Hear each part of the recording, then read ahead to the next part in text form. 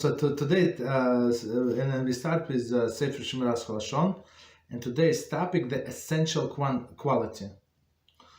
It is a very personal hope and prayer that he and she be healthy, that every organ of the body function as it should.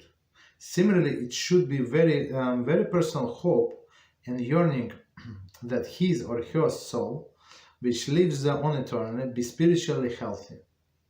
It is therefore imperative that one strive throughout his lifetime to faithfully observe all 613 mitzvahs, which provide the components of the soul with eternal life and vitality. So as we said before, so body consists of 613 organ and blood vessels and ligaments, right? And all of them get nourishment. So it's same as we want physical health in all our body organs, same way we should strive to have all of this spiritual health in all of the spiritual organs, which consists of 613 mitzvahs. So it's very interesting. As we said before, they nourish, right? All of the mitzvahs, they nourish the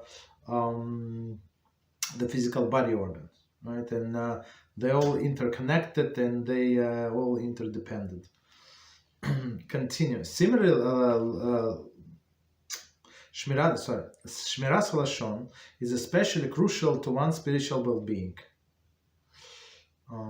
People who habitually speak Lashon Hara and accept as a fact the evil talk of others corrupt the power of speech and hearing on this world, and their souls will surely be affected in a particular way in the next world. So let's stop here and try to understand. So everything in this world is measure for measure, right? Everything. What we do here is actually being reflected up in heaven.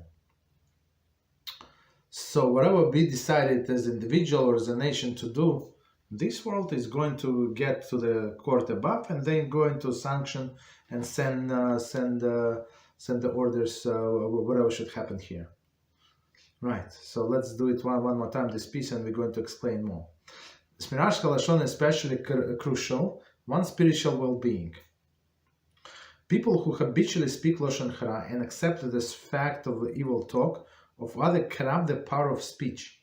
So power of speech was given us by Hashem to learn Torah and say blessings, other things, words of the Torah. So now when person uses this like a very important tool that Hashem gave us for holiness, he or she used it for habitual talk of Lashon Hara. And we said, what does it mean habitual? Right? Well, what does it mean? It means that a person does not even understand, that does not even comprehend that he is doing something wrong. And according to Rambam in Hilchas Teshuvah, he said this is the person who has no share in the world to come. Why? Because this person never going to do Teshuvah. Why? Because he is again habitual. Habitual meaning that it's normal for him. Business as usual, right? And second issue, accepted the fact, the evil talk of others. So whatever they told, just because they told you, or even if they, needless to say, they told you as a secret only to you because you're my friend, because I respect you, so suddenly people believe, which is should not be the case. So it says, corrupt their speech, power of speech and hearing on this world, and their souls will surely be affected a parallel way in the next world. So whatever we do here is going to be affected. I mean, it's affected in our soul, and part of our soul is here, part of our soul is there in Shamayim. So this part of the soul affected, and that is also. How great will be their shame in the next world, right? Of people that speak Lashon Hara habitually. For it will be obvious to all that their deficiencies result from the sin of Lashon Hara, and their having been the cause of strife in this world.